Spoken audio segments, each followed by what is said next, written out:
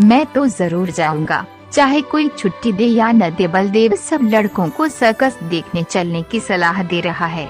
बात यह थी कि स्कूल के पास एक मैदान में सर्कस पार्टी आई हुई थी। सारे शहर की दीवारों पर उसके विज्ञापन चिपका दिए गए थे। विज्ञापन में तरह तरह के जंगली जानवर अजीब अजीब काम करते दिखाए गए थे। लड़के तमाशा देखने के लिए ललचा रहे थे। पहला तमाशा रात को शुरू होने वाला था, मगर हेडमास्टर साहब ने लड़कों को वहां जाने की मनाही कर दी थी। इश्तिहार बड़ा आकर्षक था। आ गया है जिस तमाशे की आप लोग भूख प्यास छोड़कर इंतजार कर रहे थे, वही बम्बई सर्कस आ गया है। आइए और तमाशे का आनंद उठाइए। बड़े बड़े खेलों के सिवा एक खेल और भी दिखाया जाएगा जो न किसी ने देखा होगा और न सुना होगा। लड़कों का मन तो सर्कस में लगा हुआ था। सामने किताबें खोले जानवरों की चर्चा कर रहे थे। क्योंकि शेर और बकरी एक बर्तन में पानी पिएंगे, और इतना बड़ा हाथी बैलगाड़ी पर कैसे बैठेगा? बैलगाड़ी के पहिए बहुत बड़े बड़े होंगे।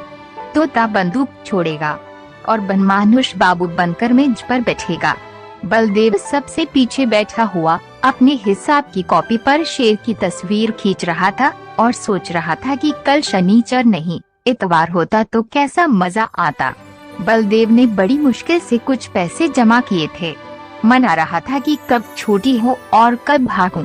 हेडमास्टर साहब का हुक्म सुनकर वह जामे से बाहर हो गया। छुट्टी होते ही वो बाहर मैदान में निकल आया और लड़कों से बोला, मैं तो जाऊंगा, जरूर जाऊंगा, चाहे कोई छुट्टी दे या न दे। मगर और लड़के इतने साहसी न थे, कोई उसके साथ जाने पर राजी न हुआ। बलदेव अब अकेला पड़ गया, मगर वह बड़ा जिद्दी था। दिल में जो बात बैठ जाती उसे पूरा करके ही छोड़ता था। शनिचर को और लड़के तो मास्टर के साथ गेंद खेलने चले गए। बलदेव चुपके से खिसक कर सर्कस की ओर चला। वहां पहुंचते ही उसने जानवरों को देखने के लिए एक आने का टिकट खरीदा और जानवरों को देखने लगा। इन जानवरों को देखकर बलदेव मन में बहुत झुंझलाया। वह शेर है, मालूम होता है महीनों से इसे मलेरिया बुखार आ रहा हो।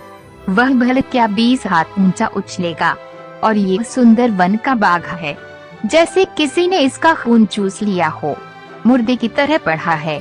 वाह रे भालू, ये भालू है या सुअर? और वह भी काना, जैसे मौत के चंगुल से निकल भागा हो। अलबत्ता चीता कुछ जानदार है और एक 3 आंख का कुत्ता भी। ये कहकर बड़े जोर से हंसा। उसकी एक आंख उसने काट ली। दुम कटे कुत्ते तो देखे थे, पैर कटा कुत्ता आज ही देखा। और ये दौड़ेगा कैसे? उसे अफसोस हुआ कि गेंद छोड़कर यहाँ नाहक आया। एक आने पैसे भी गए। इतने में एक बड़ा भारी गुब्बारा दिखाई दिया। उसके पास एक आदमी खड़ा चिल्ला रहा था, आओ चले आओ, 4 आने में आसमान की सैर करो। अभी वह उसी तरफ देख रहा था कि अचानक शोर सुनकर वह चौंक पड़ा। पीछे फिरकर देखा तो मारे डर के उसका दिल कांप उठा। वही चीता न जाने किस तरह पिंजरे से निकलकर उसी की तरफ दौड़ा चला आ रहा था। बलदेव जान लेकर भागा। इतने में एक और तमाशा हुआ। इधर से चीता गुब्बारे की तरफ दौड़ा। जो आदमी गुब्बारे की रस्सी पकड़े हुए था, वो चीते को अपनी तरफ आता देखकर बेतहाशा भागा। बलदेव को और कुछ न सूझा तो वह झट से गुब्बारे पर चढ़ गया। चीता भी शायद उसे पकड़ने के लिए कूदकर गुब्बारे पर जा पहुंचा। गुब्बारे की रस्सी छोड़कर तो वह आदमी पहले ही भाग गया था। वो गुब्बारा उड़ने के लिए बिल्कुल तैयार था।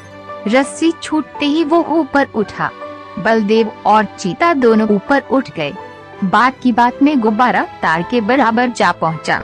बलदेव ने एक बार नीचे देखा तो लोग चिल्ला चिल्लाकर उसे बचने के उपाय बतलाने लगे, मगर बलदेव के तो होश उड़े हुए थे। उसकी समझ में कोई बात न आई।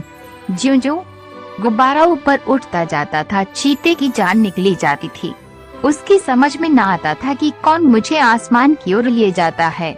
वह चाहता तो बड़ी आसानी से बलदेव को चट कर जाता, मगर उसे अपनी ही जान की फिक्र पड़ी हुई थी। सारा चीतापन भूल गया था।